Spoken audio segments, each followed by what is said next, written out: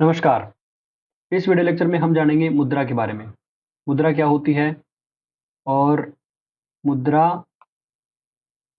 यानी कि मनी। इस वीडियो लेक्चर में ही ये टॉपिक समाप्त हो जाएगा। मुद्रा क्या होती है? मुद्रा मुद्रा वह है जो मुद्रा का कार्य करे। मुद्रा के निम्नलिखित कार्य हैं। पहला, विनिमय का माध्यम है। दूसरा, मूल्यमान की इकाई है।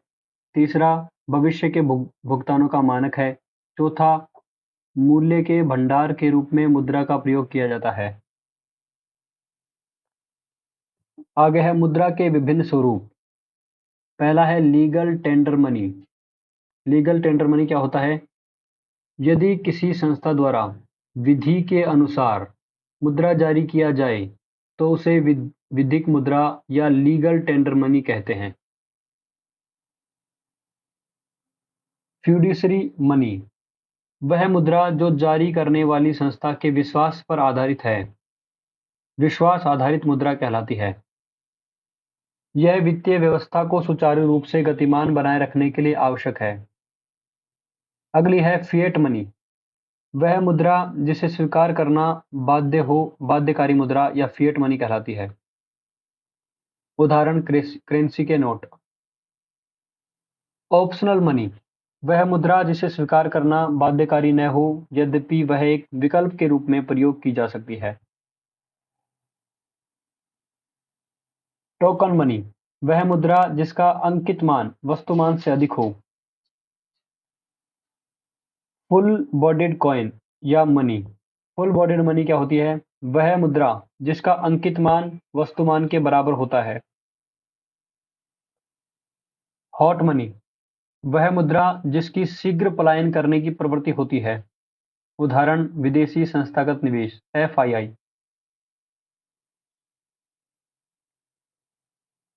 मुद्रा आपूर्ति या मनी सप्लाई किसी एक निश्चित समय बिंदु पर उपलब्ध मुद्रा की कुल मात्रा को मुद्रा आपूर्ति कहते हैं।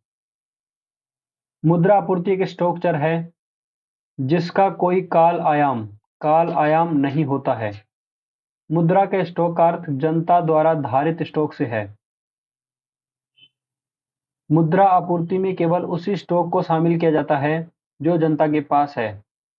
जनता शब्द में RBI एवं केंद्र सरकार शामिल नहीं है तथा शेष सभी आर्थिक इकाइयों को जनता शब्द में शामिल किया जाता है। मुद्रा आपूर्ति की निम्नलिखित अवधारणाएं हैं। पहली है M1। M1 मतलब होता है नागरिकों के पास नकद यानी कि कैश और बैंकिंग प्रणाली में मांग जमा यानी कि DD डिमांड डिपॉजिट प्लस अन्य जमाएं यानी कि other deposit. M2 M1 plus post office में बचत जमा। M3 M1 प्लस बैंकिंग प्रणाली में समय जमा मतलब टाइम डिपॉजिट FD वगैरह। ठीक है। M4 M3 plus post office में समस्त जमा राष्ट्रीय बचत पत्र को छोड़कर। ब्रैकेट में है राष्ट्रीय बचत पत्र को छोड़कर।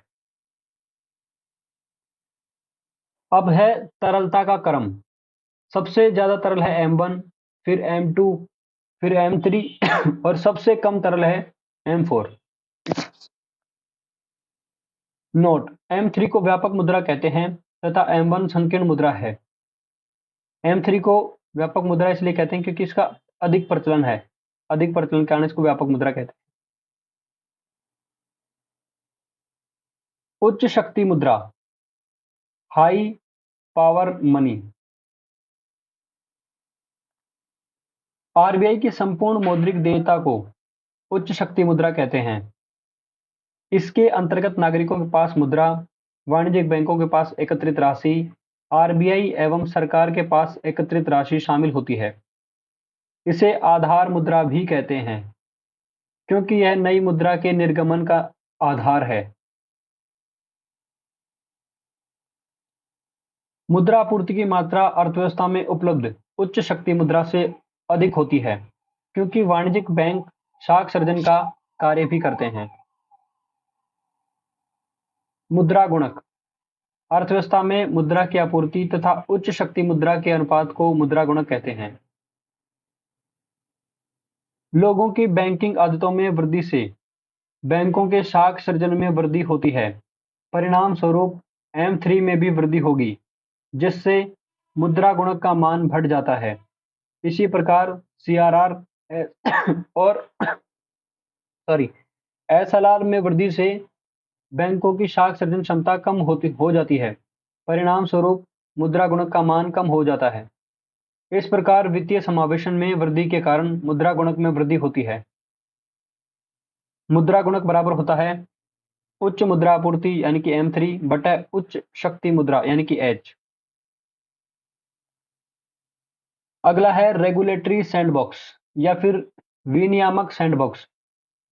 फिनटेक कंपनियों द्वारा उपलब्ध कराए जाने वाले विभिन्न वित्तीय सेवा उत्पादों का परीक्षण करना अर्थव्यवस्था के लिए महत्वपूर्ण है, क्योंकि वित्तीय सेवा उत्पादों में विभिन्न प्रकार के जोखिम छिपे होते हैं, जिनसे ग्राहकों अथवा उपभोक्ताओं को हानि हो सकती है।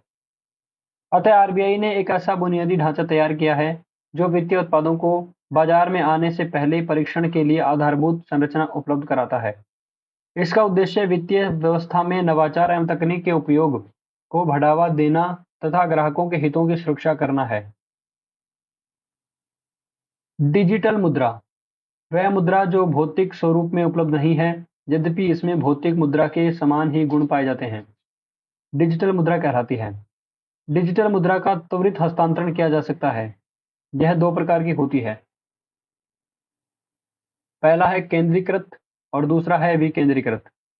केंद्रीकृत में है CBDC यानी कि सेंट्रल बैंक डिजिटल मुद्रा, और विकेंद्रीकृत है आभासी मुद्रा या क्रिप्टो करेंसी। यह मुद्रा केंद्रीय बैंक द्वारा जारी नहीं की जाती, इसीलिए इसे आभासी मुद्रा कहते हैं। भारत में इसे लीगल टेंडर मनी का दर्जा नहीं दिया गया है।